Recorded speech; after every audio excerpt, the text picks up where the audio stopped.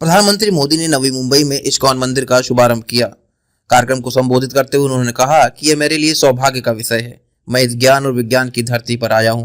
मुझे इस्कॉन के संतों का प्रेम मिलता रहा है। इस मंदिर में विज्ञान और परंपरा के साक्षात दर्शन होते हैं। यहाँ ईश्वर के एको अहम और बहुश्याम के भी दर्शन होते हैं। यह मंदिर आस्था के साथ साथ भारत की चेतना को भी समृद्ध करेगा। हरे कृष्णा, हरे कृष्णा। महाराष्ट्र के गवर्नर सीपी राधाकृष्णन जी,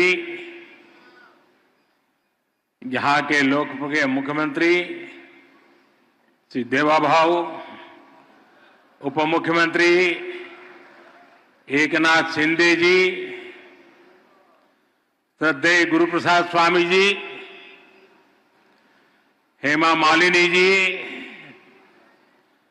सभी सम्मानित अतिथि, भक्तगण, भाई और बहनों,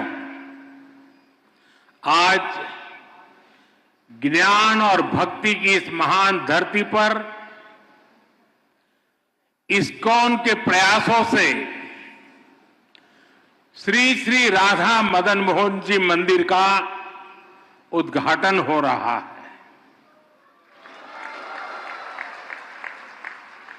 मेरा सौभाग्य है कि मुझे ऐसे अलौकिक अनुष्ठान में अपनी भूमिका निभाने का पुण्य प्राप्त हुआ है। ये इस्कॉन के संतों का अपार स्नेह और अपनापन है। श्रील प्रभुपाद स्वामी का आशीर्वाद है।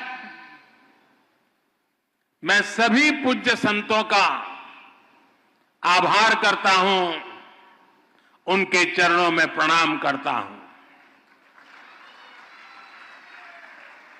मैं अभी देख रहा था श्री राधा मदन मोहन जी मंदिर परिषद की जो रूपरेखा है, इस मंदिर के पीछे जो विचार है, इसका जो स्वरूप है, उसमें अध्यात्म और ज्ञान की संपूर्ण परंपरा के दर्शन होते हैं। मंदिर में ईश्वर के विविध स्वरूपों के दर्शन होते हैं, जो एको अहम बहुश्याम, ये हमारे विचार को भी अभिव्यक्त करते हैं। नई पीढ़ी की रुचि और आकर्षण के अनुरूप यहां रामायण, महाभारत, उसको समेटे हुए उस पर आधारित म्यूजियम भी बनाया जा रहा है। यहां वृंदावन के 12 जंगलों पर आधारित एक उद्यान भी विकसित किया गया है। मुझे विश्वास है ये मंदिर परिसर आस्था के साथ साथ भारत की चेतना को भी समृद्ध करने का एक पुण्य केंद्र बनेगा। मैं इस पुनीत कार्य के लिए इस्कॉन के सभी संतों और सदस्यों को और महाराष्ट्र के लोगों को बहुत बहुत बधाई देता हूं। साथियों, आज इस मौके पर मुझे परम श्रद्धेय गोपाल कृष्ण गोस्वामी महाराज का भावुक स्मरण भी हो रहा है। इस प्रोजेक्ट में उनका विजन जुड़ा हुआ है,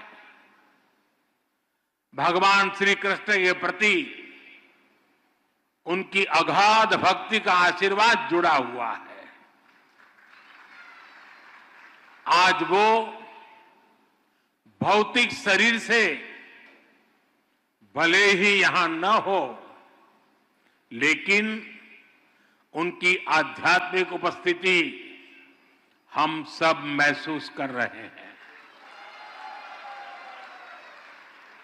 मेरे जीवन में तो उनके स्नेह का, उनकी स्मृतियां का एक अलग ही स्थान है।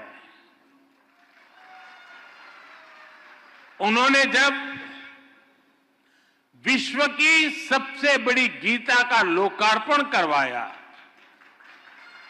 तो उसके लिए मुझे आमंत्रित किया और मुझे भी वो पुण्य प्रसाद मिला। श्रील प्रभुपाद जी की 125वीं जन्म जयंती के अवसर पर भी मुझे उनका सानिध्य प्राप्त हुआ था। मुझे संतोष है कि आज मैं उनके एक और सपने को पूरा होते देख रहा हूं, उसका साक्षी बन रहा हूं। साथियों, दुनिया भर में फैले इस्कॉन के अनुयायी भगवान श्री कृष्ण की भक्ति के डोर से बंधे हैं। उन सबको एक दूसरे से कनेक्ट रखने वाला एक और सूत्र है जो 24 घंटे हर भक्त को दिशा दिखाता रहता है। ये श्रील प्रभुपाद स्वामी के विचारों का सूत्र। उन्होंने उस समय वेद, वेदांत और गीता के महत्व को आगे बढ़ाया जब देश गुलामी की बेड़ियों में जकड़ा था। उन्होंने भक्ति वेदांत को जन सामान्य की चेतना से जोड़ने का अनुष्ठान किया। 70 वर्ष की आयु में जब लोग अपने कर्तव्यों को पूरा मान चुके होते हैं, उस समय उन्होंने इस्कॉन जैसा मिशन शुरू किया। इसके बाद उन्होंने लगातार दुनिया भर का भ्रमण किया, श्री कृष्ण के संदेश को दुनिया के कोने कोने में ले गए। आज दुनिया के हर कोने में करोड़ों लोगों को उनकी तपस्या का प्रसाद मिल रहा है।